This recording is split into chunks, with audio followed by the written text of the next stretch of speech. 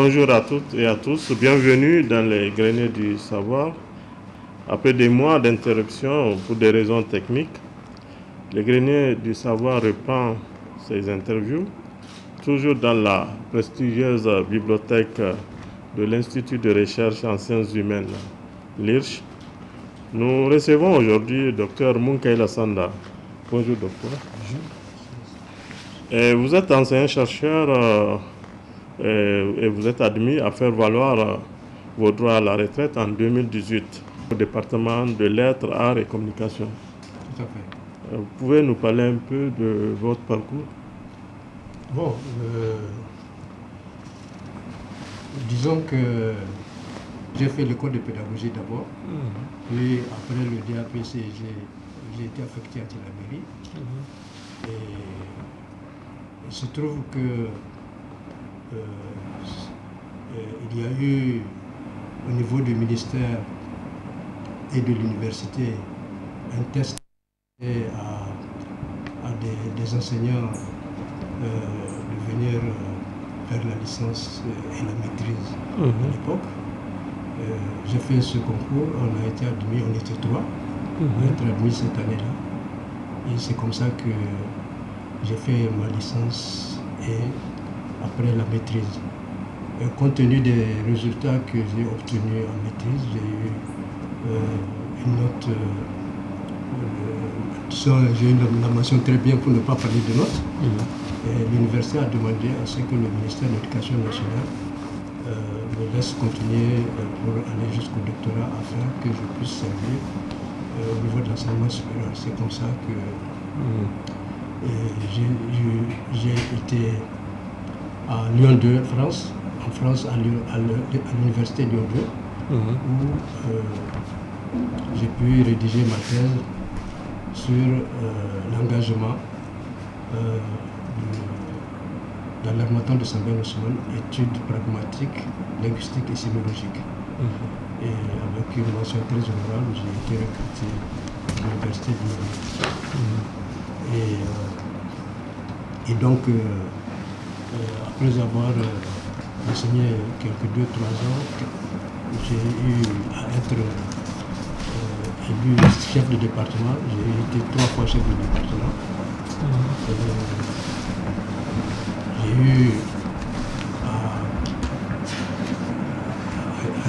à écrire au moins cet article sur le prénom germain, puis sur l'engagement et la pragmatique. Et puis voilà, j'ai été maître assistant jusqu'à ce que je puisse être admis à la retraite. Voilà un peu ce parcours au niveau de l'université. Merci beaucoup. Merci.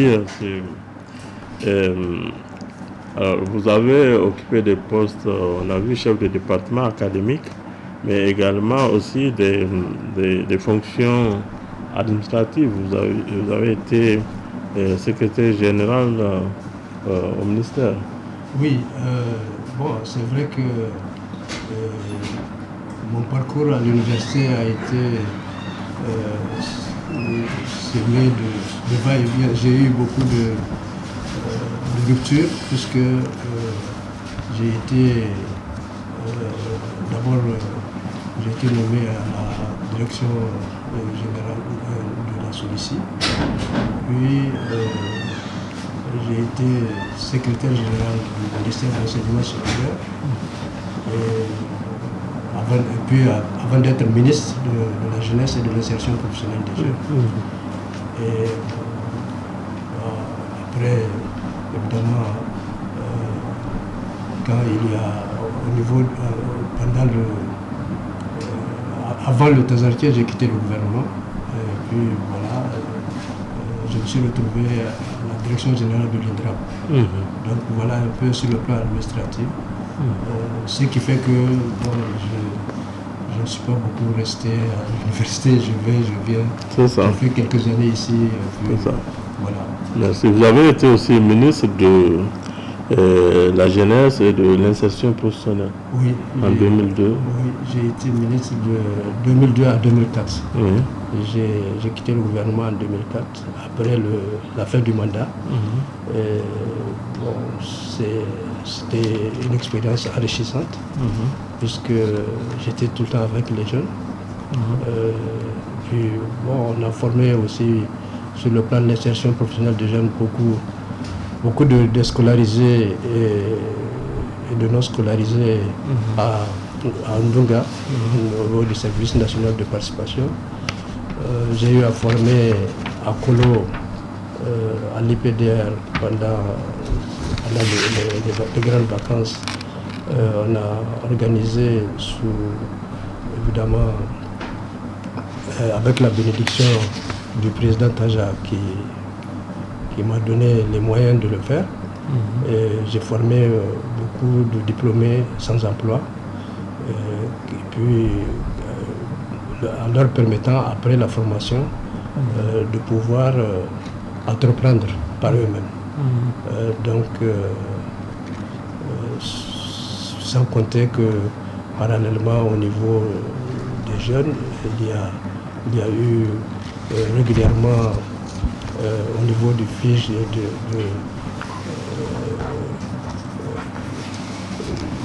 bon, il y a des sélections de dossiers qui ont été financés par le ministère et puis par des structures au niveau multilatéral. Donc c'était une expérience aussi enrichissante et j'ai gardé de bons souvenirs et même aujourd'hui j'ai gardé de bons contacts avec les cadres de ce ministère. Merci beaucoup, Monsieur le ministre. Sur tout autre plan, je voudrais parler de Djibo Bakary, parce que nous sommes dans un contexte où on voit circuler beaucoup de ces discours, de ces actions, de ces combats passés. Qui est Djibo Bakary, Monsieur le ministre? Merci bien. Donc, Djibo Bakary est né en 1922 à Soudoué, à une quinzaine de kilomètres de la capitale Niamey. Et à l'âge de 7 ans, il suivit son oncle Bakary, interprète, et affecté à Tawa. Donc c'est à Tawa que Djibo a été mis à l'école par son oncle, qui s'appelle Bakary. En réalité, son père, qui est le chef de village de Soudéré, s'appelait Hima. Et ce dernier l'a inscrit à l'école et lui donna son nom. C'est comme ça que Djibo, jusqu'à tout son parcours scolaire, syndical et politique, est connu sous ce nom, Djibo, ce patronyme.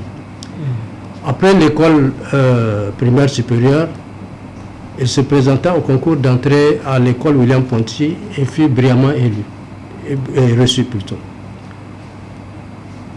De Gorée, il va se retrouver à Sébigotan de suite du transfert de l'école William Ponty, de l'école normale en ces lieux. C'est là qu'il s'initie au scoutisme. Et il faut dire que Djibo Bakary va amener le scoutisme, c'est lui qui va introduire le scoutisme au Niger. Et ce qui est important aussi à savoir, c'est qu'il organisa les jeunes au scoutisme et il va les amener ensemble à lutter contre le gouvernement de Vichy, puisque à l'époque c'était sous Vichy, dans les années 40. Puis il exerça la fonction d'instituteur et puis fut affecté ensuite à Beni-Koni, puis à Agadez. Alors à Agadez, évidemment, il était en politique, il n'était pas encore politisé, mais Djibo avait horreur de l'injustice, du travail forcé et des vicissitudes de l'indigénat. Il était réfractaire à tout cela, au point où, en tant qu'instituteur, un 14 juillet, il n'y avait que les colons et les blancs qui étaient sous la tente. Gibault insista pour que les Noirs soient, eux aussi, ils soient sous la tente, et ça a créé, sous la colonisation, c'était beaucoup, et ça a amené des problèmes où on a voulu l'affecter, mais les gens les populations d'Agadez ont réagi, et il a fallu attendre les vacances pour l'affecter. Mais ce qu'il faut surtout savoir, c'est que c'est Agadez que Gibo Bakary va commencer ses premiers pas en politique. C'est Agadez qu'il va soutenir la candidature de Fili Dabo Sissoko. Fili Dabo Sissoko était candidat pour les élections françaises de l'époque, et certainement pour l'Assemblée. Et le Mali, le Soudan, à l'époque, c'était pas encore le Mali. Le Soudan et le Niger faisaient partie de la même circonscription. Et donc Gibo a beaucoup lutté pour faire passer Fili Dabo Sissoko lors des élections d'octobre 1945. Mais déjà, il faut savoir que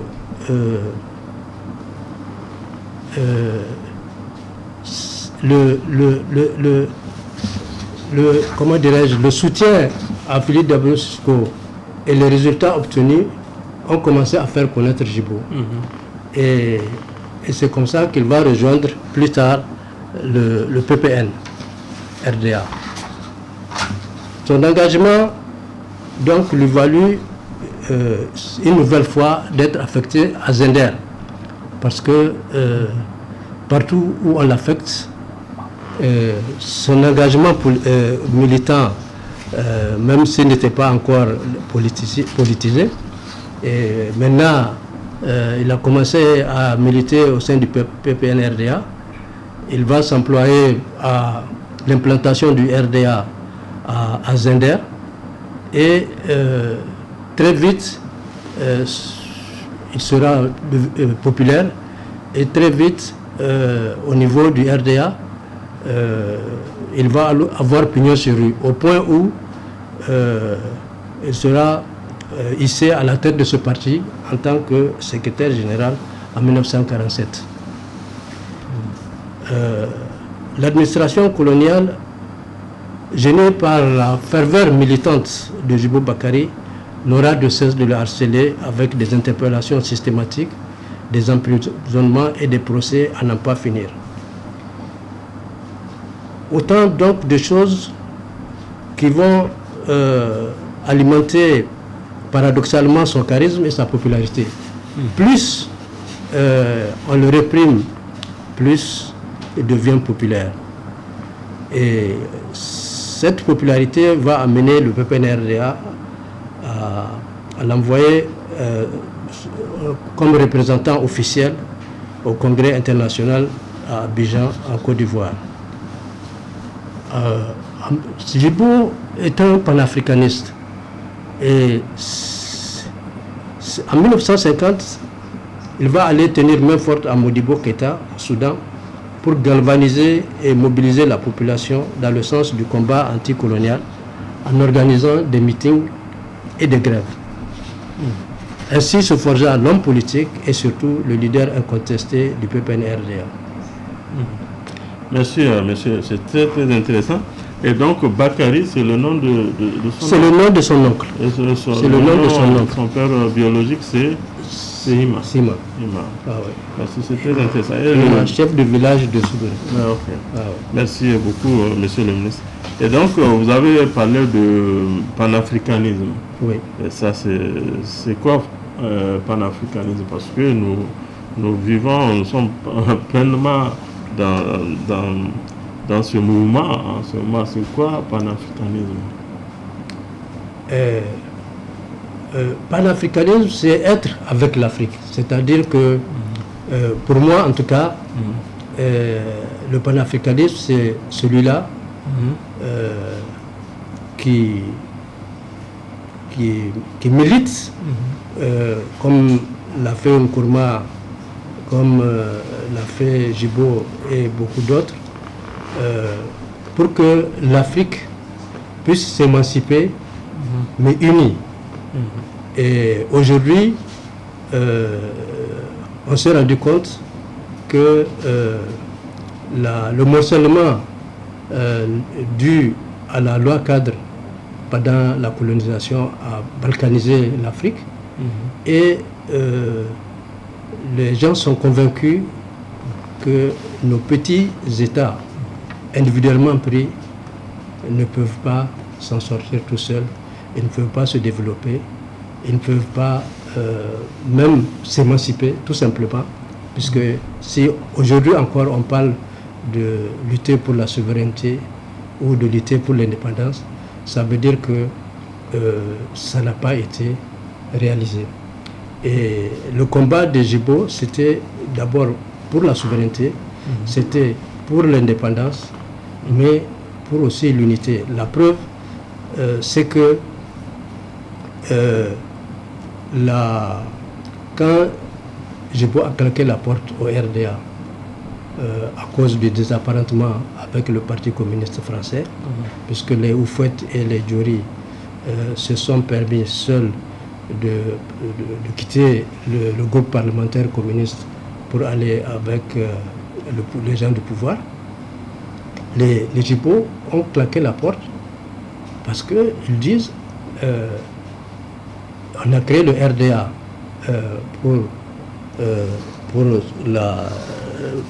pas pour des questions de circonstances, et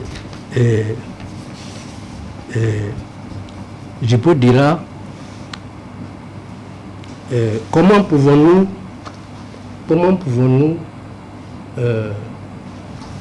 quitter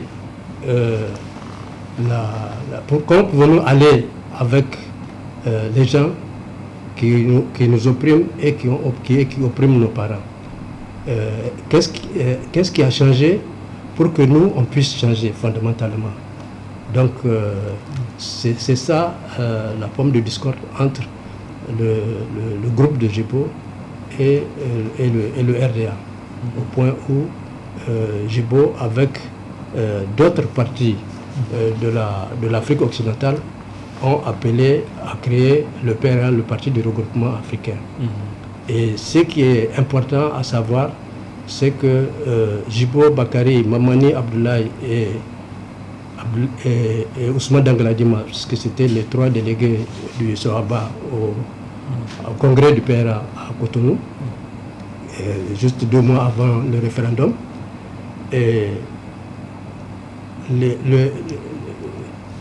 ces trois responsables politiques du Sohaba devaient aller à ce congrès-là pour défendre une motion en 4 ou 5 points.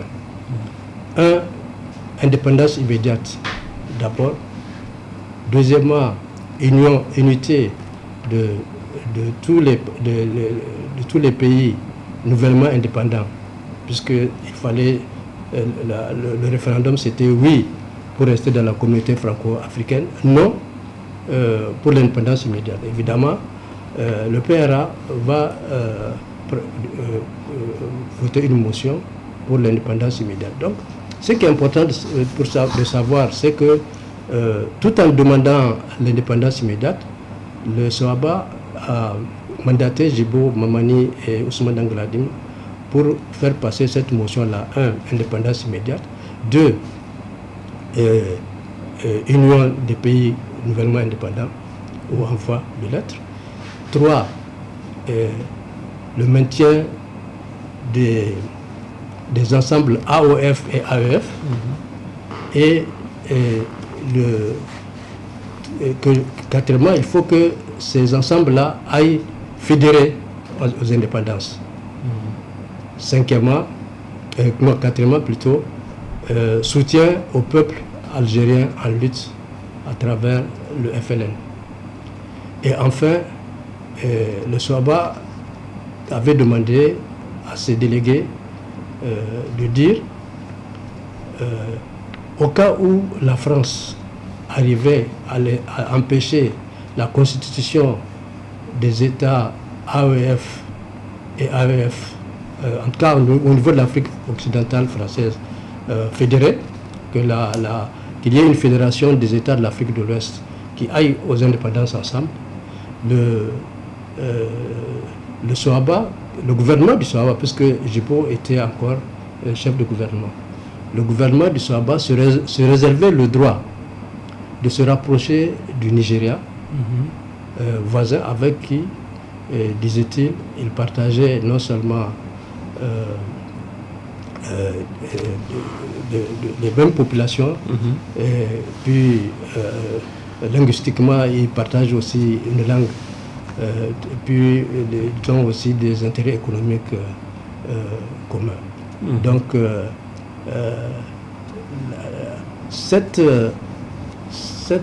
ce panafricanisme de Djibo se lit aussi quand il s'est agi quand il a été en exil. Et en exil, il était à Bamako d'abord, avant d'être au Ghana puis en Guinée. Mais déjà à Bamako, il a été parti prenant, puisqu'ils ont constitué un gouvernement sans territoire, on appelle ça comme ça, puisqu'il y a un gouvernement en exil. Et ce gouvernement en exil faisait partie de la Fédération du Mali. La Fédération du Mali, c'est le Soudan, l'actuel Mali, et le Sénégal. Mais ce que les gens ne savent pas, c'est qu'il y avait aussi le Niger, mais sans territoire. Et Djibo a joué un rôle important, très actif dans la fédération, au point où d'ailleurs, quand la France a actionné, comment il s'appelle, Senghor, pour faire capoter cette fédération, Senghor, en arrêtant Mamadou Dia, a arrêté aussi Djibo. Djibo a fait quelques jours de prison à Dakar avant de se retrouver à Bamako. Donc c'est pour dire que c'était une conviction pour Djibo, le panafricanisme. Parce que, la preuve aujourd'hui encore, nos États végètent, on n'arrive pas à s'en sortir. Heureusement, on commence à parler de AES et j'espère que ça ira plus loin que ça. En tout cas, ça sera consolidé et que ça ira plus loin que ça. On retrouve l'esprit de Djibo Bakary dans ce qui se passe. On espère que les gens vont aller jusqu'au bout. On va y revenir, on va en parler. L'AES, donc on peut dire que le temps a donné raison à Djibo Bakary. Absolument, absolument.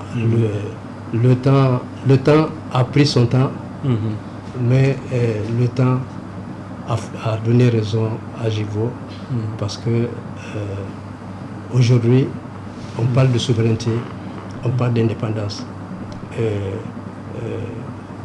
On ne peut rien construire quand on a les mains liées, quand on n'est pas libre. Et nous sommes heureux de voir que tout le combat que Djibo et le SOABA, d'abord Djibo au sein du RDA originel, puis du SOABA, toute cette lutte-là, c'était pour l'épanouissement du peuple nigérien, pour la liberté, pour la souveraineté et pour l'indépendance véritable. Nous sommes sur le chemin. Nous ne sommes pas encore arrivés, comment dirais-je, à bon port, mais on a amorcé le combat et j'espère que on ira jusqu'au bout. Merci, monsieur le ministre. Et quand on lit la définition du panafricanisme, on voit d'abord l'indépendance totale, et puis l'unité, on voit l'unité culturelle, l'unité, et puis la solidarité. Donc c'est ça qui ressort souvent. Mais aussi, c'est ça qu'on retrouve aussi dans les écrits des pères fondateurs, et bon, sur le plan africain, Kwame Nkrumah, mais sur le plan nigérien, au Niger, on peut dire que Jibo, c'est le père fondateur de ce mouvement. Absolument, absolument. Le père du panafricanisme au Niger, c'est Jibo Bakary. Toute sa lutte, toute sa politique,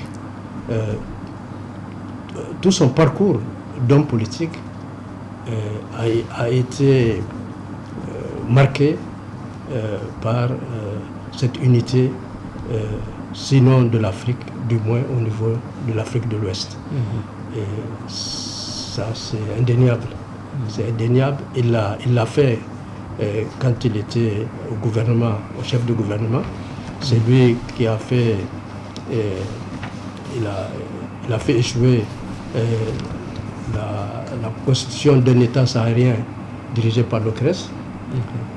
Il a soutenu le FLN algérien, même le Niger a servi de base arrière au FLN algérien qui était en lutte pour son indépendance.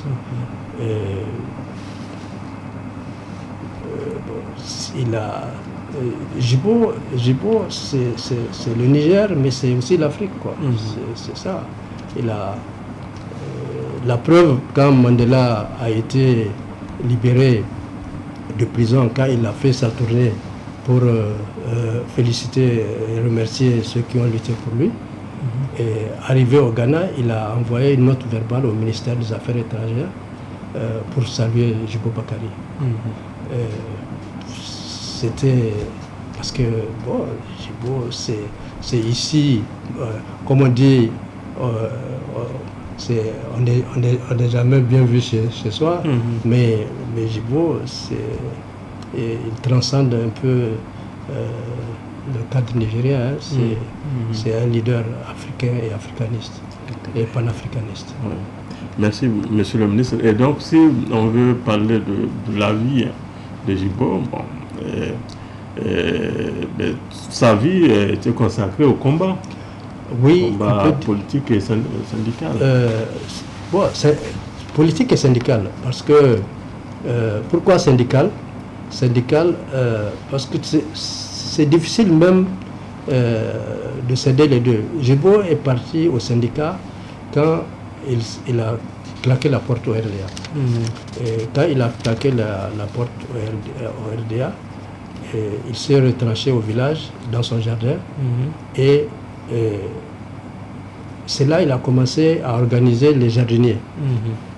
Il les a organisés en structure, en syndicat. Et des jardiniers, c'est aller aux ouvriers, ainsi de suite, et jusqu'à créer une structure qui va devenir une structure de l'Ejetan. C'est-à-dire que Jibo sera secrétaire général de l'Ejetan pour le Niger. Donc c'est pas un hasard d'ailleurs si l'ossature du Sohaba était des syndiqués, des syndicalistes. C'est les Mamani Abdoulaye, les Ousmane Dangladima, c'est ça. C'est-à-dire que c'est des gens qui ont milité au syndicat et ils ont pu arracher les congés payés, ils ont pu arracher, c'est avec eux que la caisse actuelle est née, la caisse de sécurité. Bon, bien sûr, il y a beaucoup de revendications comme la caisse qu'ils ont pu faire après quand ils sont devenus, quand ils sont arrivés au pouvoir. Donc c'est du syndicat qu'ils ont créé l'UDN, l'UDN RDA, qui va devenir plus tard UDN Sawaba. Après la fusion avec le bloc nigérien d'action de Georges Konda, ils vont s'affilier au MSA de l'Amérique, c'est-à-dire le mouvement socialiste africain. Voilà. Et parce que le panafricanisme de Jibo était tel que il fallait toujours avoir des attaches au niveau de l'Afrique. Le RDA, c'est le Rassemblement africain dirigé par Houphouët-Boigny. Le MSA, c'est le mouvement socialiste africain dirigé par Lamine Gueye. Donc voilà. Merci, monsieur le ministre. Il a aussi occupé des postes, des fonctions administratives. Ah oui, parce que tout à l'heure je parlais du gouvernement. Djibo, il a été d'abord premier maire élu de Niamey, parce que avec la loi cadre, il a été, en fait, le SOABA qui était une dissidence du RDA va devenir finalement le premier parti au Niger, parce que Djibo va non seulement prendre la mairie, parce qu'il y avait dans l'architecture administrative, il y avait deux mairies de plein exercice, c'était Niamey et Zender. Et les deux mairies de plein exercice vont être prises plutôt par le SOABA. Djibo en tant que maire de Niamey et Baderi Maman en tant que maire de Zender. Voilà. Et, bon, évidemment, ça n'a pas été facile parce que pour la petite histoire, et même pour l'histoire, c'est que quand Djibo a été élu maire, c'est vrai, il dépassait Boubou Ahmad d'une fois, mais donc les gens du RDA n'étaient pas d'accord. Il a fallu aller jusqu'en France pour le départager. Et on a dit à Boubou, quand même, c'est lui qui est élu, ou vous pouvez être son adjoint. Et c'est comme ça qu'on a pu régler ça. Mais le SOABA continuait à être très populaire, et au point où aux élections législatives, le SOABA a eu 49 députés sur les 60. Donc le RDA n'a eu que, je crois, 11. Et normalement, le chef du parti qui a gagné, c'est lui qui devait être le Premier ministre. C'est comme ça que Djibo est devenu Premier ministre puis chef du gouvernement pendant cette période de la loi cadre jusqu'au référendum de 58. Jusqu'au référendum de 58 où à cause du nom qu'il apprenait, la France a organisé un véritable hold-up électoral qui va aboutir à un véritable coup d'État, puisque Djibo sera évincé et le parti dissous, et ils seront obligés de se retrouver en exil. Donc, en fait, pour répondre à ta question, il sera maire et il sera Premier ministre, chef du gouvernement. Voilà. En réalité, du côté nigérien, si on n'était pas en période coloniale, on peut dire que c'est le premier président de la République du Niger. Mais le Niger n'était pas encore une république, on était sous la coloniale. Et bon, il y avait le gouverneur, mais la loi cadre permettait la semi-autonomie, donc à Djibo de faire un gouvernement et d'exercer ses prérogatives de chef de gouvernement. Et ces années d'exil, qu'est-ce qu'on retient de ces années d'exil de Djibo Bakar? 15 ans. Oui, 15 ans d'exil, c'est beaucoup. C'est beaucoup. Et la preuve, 15 ans d'exil, il a eu à le faire en trois pays différents. Il était d'abord à Bamako. Et à Bamako, encore, les gens ils pensaient qu'une entente était encore possible, puisque lui savait que déjà, panafricanisme, il savait que le Niger tout seul ne pouvait pas faire grand-chose. Mais deuxièmement, il savait que déjà le système colonial était tel que c'était une situation de non-État. Et maintenant, avec les accords coloniaux et les signés en 1961, je fais allusion au pacte pour la continuation de la colonisation. Et si les Nigériens ne s'entendaient pas pour libérer leur pays et lutter ensemble pour le développer leur pays, ils ne peuvent pas. Bon, malheureusement, ils ont tout essayé en faisant appel à l'unité nationale. Ça n'a pas marché, au contraire, il y a eu des tentatives d'assassinat de Djibo. Ils n'ont pas pu l'assassiner, ils sont tombés malheureusement sur un de ses lieutenants parce qu'ils pensaient qu'il était à la permanence. Ils ont trouvé ce monsieur qu'ils ont tué. Et après, il y a eu... parce que, bon, Modibo était très progressiste au départ, mais il y a eu des problèmes avec... je crois qu'il y a eu une famine là-bas et Modibo a demandé du mil à Curie. C'était Djibo Gêné, il fallait lui demander de partir. Et c'est comme ça que, en tout cas, c'est ce que nous on a appris. Et Djibo, finalement, son ami Nkrumah, qui a la même vision que lui, la même vision pour l'indépendance et la même vision pour l'Afrique, lui a demandé de venir au Ghana. Et c'est à partir du Ghana d'ailleurs qu'il va lancer le mot d'ordre, il va lancer la lutte armée. Et le troisième pays, il restera au Ghana jusqu'au coup d'État de Nkrumah. Et quand Nkrumah va tomber, son ami de toujours, Sékou Touré, va lui dire, bon écoute, moi je suis très loin du Niger, mais vraiment, d'ailleurs aussi bien Djibo que Nkrumah se sont tous retrouvés à Conakry. Voilà, bon, il va rester à Conakry, compte tenu de la distance, c'est difficile que la lutte armée puisse prospérer. Ils sont restés là-bas jusqu'au coup d'état de Nkountié, où le mot d'ordre a été donné de rentrer au pays. Voilà.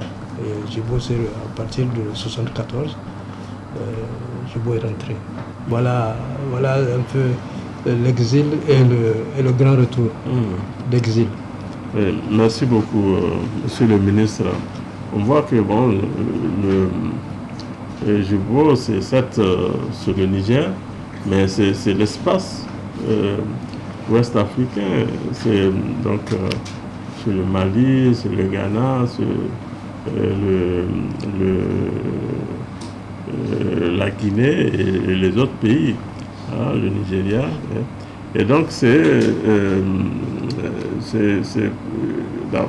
l'indépendance de l'Afrique, mais aussi l'unité de ces pays-là.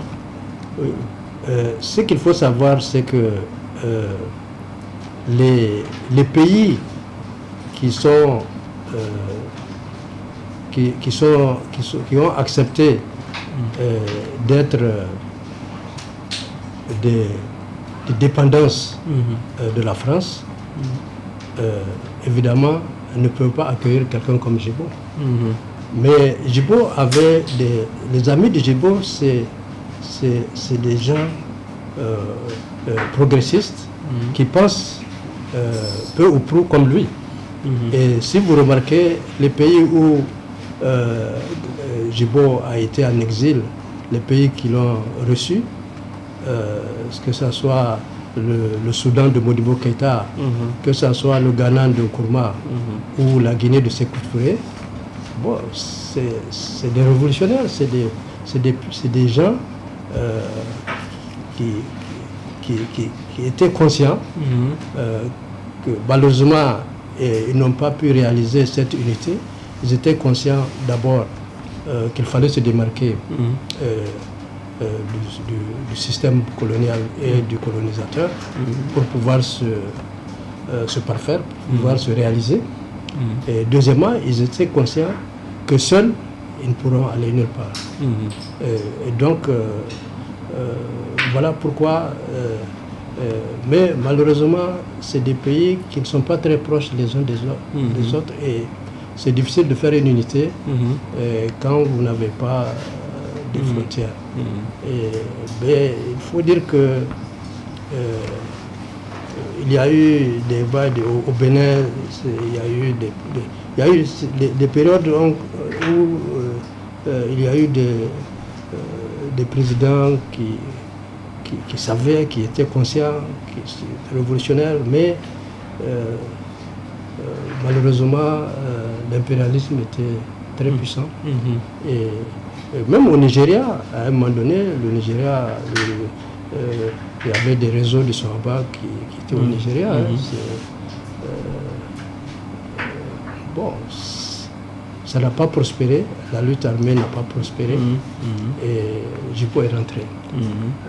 Malheureusement, il est rentré incompris, parce qu'ils sont rentrés sincèrement pour aider à construire le pays. Voilà un peu la chose. Oui, donc c'est ce que nous vivons actuellement depuis un an, parce qu'il va bientôt un an, 26, les événements du 26 juillet, et donc pour une souveraineté retrouvée, et pour une dignité restaurée, et donc et ça on voit bien entendu comme le confondement, le panafricanisme, confondement à toutes ces actions-là, parce que on parle de l'indépendance, on parle de l'union, unité, l'AES, Alliance des États du Sahel, qui va dans ce sens, la solidarité.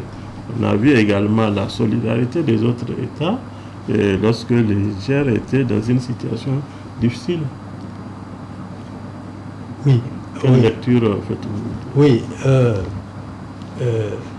D'abord, il faut dire que c'est très heureux de voir des pays voisins comme le Mali et le Burkina Faso se lever comme un seul homme pour dire que si quelqu'un attaque le Niger, ils considèrent qu'eux sont attaqués aussi et qu'ils vont réagir aux côtés de ça. C'est extraordinaire, ça conforte non seulement ceux qui pensent comme Djibo, mais ça met du baume au cœur pour tous les Nigériens. Et d'ailleurs, c'est pas un hasard si vous avez vu l'accueil réservé à Ibrahim Traoré et à Assimi Goïta tout récemment pour le jour, pour le 6 je crois, le 5 et le 6 de ce mois. C'est heureux. Maintenant, en même temps, c'est déplorable de voir que toute une structure régionale décide d'attaquer un pays sur injonction de l'impérialisme français. C'est terrible ça. C'est terrible qu'aujourd'hui encore, au XXIe siècle, il y ait des chefs d'État qui sont prêts à nuire, à des États et à nuire à des Africains comme eux, juste pour plaire aux chefs blancs, aux puissances étrangères, en particulier à la puissance la néocoloniale française. C'est la dialectique même. C'est heureux de voir que pendant que des gens cherchent à détruire, d'autres sont là pour s'opposer et demander à construire. Et c'est en cela que les leaders de l'AES sont à féliciter. Ils sont à féliciter parce que c'est quelque chose, ça ne s'est jamais vu pratiquement dans notre sous-région, dans notre région même, en Afrique occidentale française, depuis la colonisation. Donc c'est un début d'unité, c'est un début de solidarité agissante et fraternelle. Et c'est un début de vivre ensemble au niveau des 3 pays pour construire ensemble quelque chose de solide au niveau étatique et espérons plus tard au niveau fédéral. Merci, monsieur Rémy.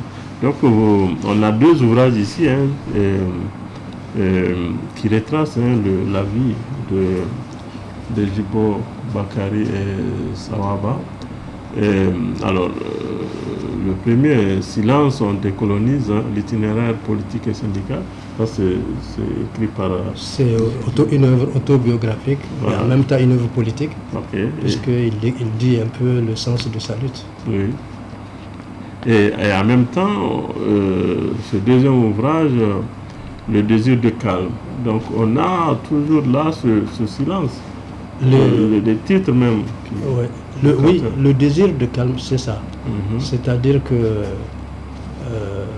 en même temps que c'est l'histoire du mouvement Sawaba, mais en même temps, on dit aussi le sens de cette lutte-là. Il faut prendre calme au sens de, comment dirais-je, quand une œuvre est de parachever une œuvre, quand on finit une œuvre, on a besoin de calme. Voilà. Mais bon, il a choisi ce titre. Il aurait pu choisir un autre titre. C'est ça. Mais c'est vraiment une histoire, contrairement aux œuvres historiques en général, c'est une histoire des individus pratiquement. Dans ce livre, chaque soapiste de cette époque peut se retrouver. C'est ça. Ah, ouais. C'est intéressant parce que... C'est l'histoire sociale. Oui, voilà, c'est l'histoire sociale dans Silence. On connaît parce que Silence, parce qu'il y a aussi la révolution, c'est une révolution. Voilà. Ce bruit, le bruit de la révolution. Tout à fait. Donc, bon, Silence, on décolonise et c'est extrêmement intéressant. Je voudrais justement pourvoir cette...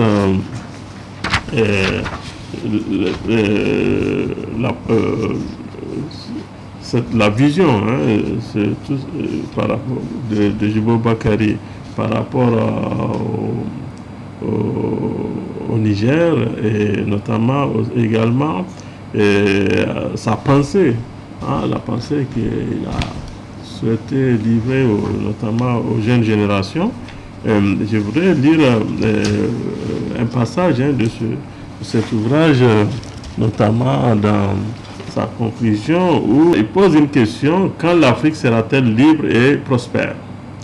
Aux jeunes générations de répondre: nous pensons les avoir aidés en déterrant le passé, afin qu'elle apprécie mieux le terrain des luttes d'aujourd'hui.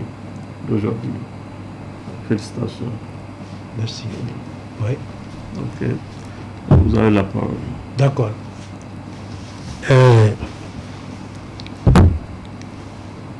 Quand l'Afrique sera-t-elle libre et prospère? Il faut entendre la liberté en question par rapport à l'époque, c'est par rapport au fait colonial. Mais il faut entendre la liberté aujourd'hui, c'est par rapport à la question sécuritaire que nous vivons et que nous traversons aujourd'hui. Donc, non seulement nous ne sommes pas libres parce que certaines parties du territoire sont occupées ou en tout cas sont violentées systématiquement et régulièrement. Mais en plus, nous avons l'épée de Damoclès sur notre dos parce que pour ce qui est du Niger et du Burkina Faso, vous avez les bases militaires françaises qui ont quitté le Niger, qui sont aux frontières et qui nous menacent avec la bénédiction du chef d'État de ce pays-là. Donc, la preuve, nous ne sommes pas libres d'ouvrir la frontière avec le Bénin. Parce qu'il y a des questions de sécurité qui se posent encore. Donc, dans le camp, l'Afrique sera-t-elle libre? Il y a cette question de sécurité, mais il y a aussi cette question de prise de conscience et de la question de la solidarité qui n'existe pas avec le chef d'État voisin qui a fermé d'abord les frontières et qui nous a obligés, nous, à fermer nos frontières en accueillant les gens que nous avons chassés.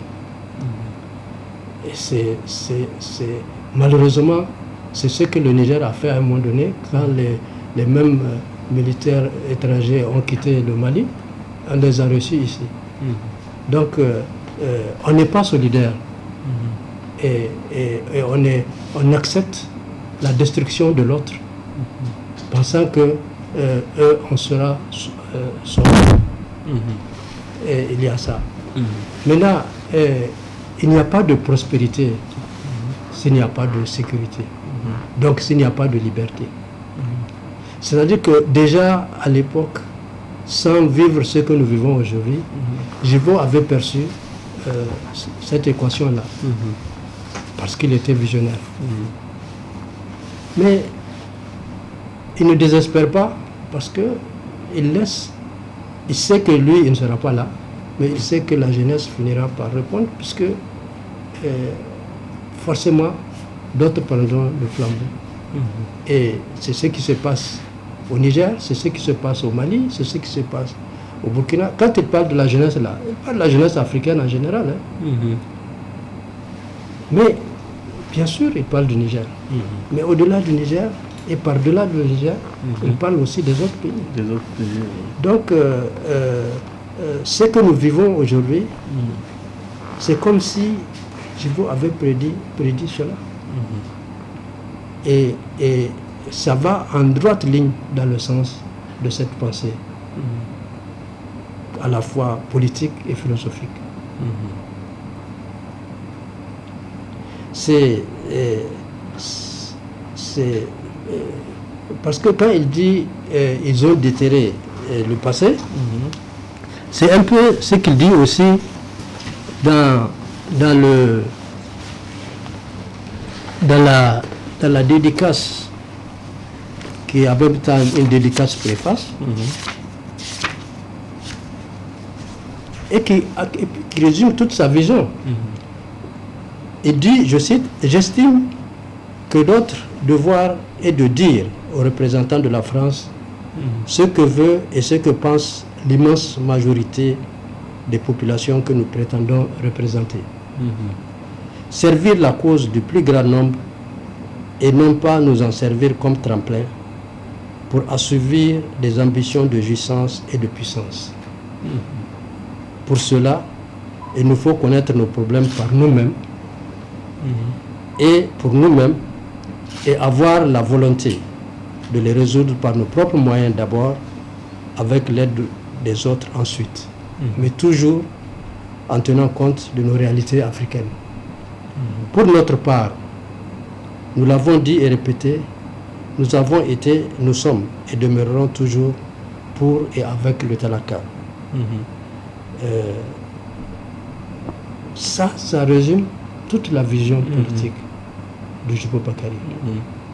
Mais ça explique aussi que ce que nous avons vécu 10 ans durant, j'allais dire même 12 ans durant, avant le coup d'État, sous le régime Gouri, c'est ça qui manque cruellement. Servir la cause du plus grand nombre et non pas nous en servir comme tremplin pour assouvir des ambitions de puissance et de jouissance. Les dirigeants actuels et à venir doivent s'inspirer de cela. S'ils ne sont pas dans cette problématique, c'est qu'ils ne sont pas là pour leur peuple, pour le bonheur de leur peuple. Si on vient pour se remplir les poches pour se servir et non pas se considérer comme étant au service du peuple, eh bien, on ne pourra pas développer un pays avec ça. C'est capital. C'est capital. Donc, merci, monsieur le ministre. C'est que je retiens surtout de ce passage, c'est surtout aussi le désir d'autonomie. Être autonome, ne pas dépendre des autres. Absolument. Absolument. Absolument. Vous ne pouvez pas construire un pays, une nation, un État même, si vous êtes dépendant. Si vous continuez à être esclave de l'autre, ben, si vous n'êtes pas libre, vous ne pouvez rien faire. Si à chaque fois il faut tendre la main, par exemple, vous ne pouvez rien faire. Voilà. Merci beaucoup, monsieur le ministre. Alors, nous arrivons à la fin et je voudrais, si vous avez un message à adresser aux jeunes, parce que vous avez été 2 fois ministre de la jeunesse, quel message adressez-vous aux jeunes d'aujourd'hui? Merci. Je pense que ce que je dirais aux jeunes d'aujourd'hui, c'est d'abord d'apprendre à savoir d'où ils viennent. C'est fondamental de savoir d'où on vient. L'histoire a un sens sacré dans l'acception du présent et dans la construction de l'avenir. Si vous ne savez pas d'où vous venez, eh bien, vous allez partir à volo parce que vous ne savez pas où vous allez. Donc, chercher à savoir qu'est-ce qu'ils ont fait nos dévanciers, quel est notre fondement culturel, quel est notre fondement politique, quel type de société sommes-nous et quel type de société voulons-nous. Avant de savoir ce qu'on veut, il faut savoir d'abord ce qu'on a. Et donc, je leur demande d'abord de chercher à savoir, parce qu'on ne parle jamais de rien. Qu'est-ce qui s'est passé? Chercher à savoir, peut-être même avant le Djibo Bakary, qu'est-ce qui s'est passé? Parce qu'on a une histoire, on a une histoire riche et profonde. On a eu des empires ici. Puis maintenant, avec la pénétration coloniale, qu'est-ce qui s'est passé? Il y a eu des résistances farouches. Et puis la continue. Évidemment, à chaque époque, ça ne peut pas être exactement pareil. Les Kausen et les Saraounia et les Alpha Sebou et celui de Karma, ils ont fait ce qu'ils ont fait avec les armes qu'ils ont. Mais les Djibo, ils ont fait avec des armes politiques. Maintenant, si vous ne savez pas ça, c'est que vous ne savez pas exactement. Parce que la dignité, là, elle a des repères. Elle a des repères. Si on sait d'où on vient, parfois on a peur qu'on dise c'est le fils d'un tel qui a fait ça. Donc c'est important. Deuxièmement, ce que je dirais aux jeunes, c'est de faire corps avec leur pays. Et c'est ce qu'on est en train de voir. Il ne s'agit pas de soutenir X ou Y. C'est pour le pays, c'est pour la nation. Il faut qu'on... La preuve, la CEDEAO a voulu nous attaquer. Quand ils ont vu la mobilisation du peuple, ils ont reculé. Mais évidemment, avec l'aide des Maliens et des Burkinabés. Donc, l'unité, le panafricanisme, ça a son sens. Ça a son sens. Et qui mieux que nous peut le savoir? Parce que nous l'avons vécu par le passé et aujourd'hui. Par le passé et aujourd'hui. Djibo a été reçu au Mali, il a été reçu chez Nkrumah, il a été reçu chez Sékou. Nous, aujourd'hui, on s'est mobilisés pour empêcher la CEDEAO de nous attaquer. Donc, l'avenir, là, ça se construira avec avec la jeunesse consciente. Il faut que les jeunes d'abord se forment. Il faut qu'ils lisent, il faut qu'ils apprennent qui ils sont et qu'ils prennent conscience de leur réalité, qu'ils comptent d'abord sur leur propre force, et on est sur la bonne voie dans ce sens-là. Et puis, qu'ils s'adonnent à la construction nationale, au développement. Merci, monsieur le ministre. Donc, je pense que l'œuvre de Djibo, c'est un repère, ça servira de repère à cette jeunesse boussole pour guider la jeunesse dans ce combat d'aujourd'hui et des combats à venir. Oui, tout à fait. Je pense que quand vous dites l'œuvre de Djibo, évidemment, il y a Silence, on décolonise, Oui.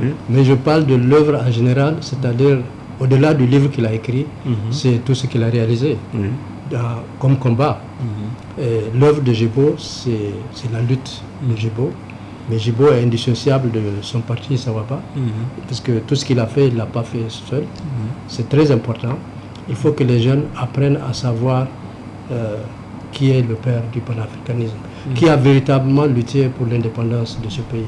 Pourquoi ce pays est encore, l'indépendance de ce pays-là est encore inachevée? Parce qu'on n'a pas permis à Djibo et à ses compagnons parce que véritablement le nom a gagné, mais la France a joué de force pour empêcher l'indépendance véritable du Niger. Aujourd'hui, on est en train de travailler à l'achèvement de ce combat, puisque on ne peut que se réjouir de voir les bases militaires étrangères quitter le pays, on ne peut que se réjouir de voir les mines du Mouralen arrachées à Orano, qui se croyaient en territoire conquis, et pour ne citer que ces choses-là. Et puis on se réjouit aussi de l'attitude de nos représentants, de leur attitude par rapport au chantage béninois. Donc la dignité est en train d'être retrouvée. Et puis on est sur le chemin de l'honneur, pourvu que les gens tiennent bon. Et pour que les gens tiennent bon, il faut que la jeunesse encadre. Il faut que la jeunesse encadre. Merci beaucoup, monsieur le ministre. Mesdames et messieurs, nous venons à la fin de cette interview et nous vous donnons rendez-vous à la prochaine dans les greniers des savoirs et nous vous remercions. Merci. Merci. Merci.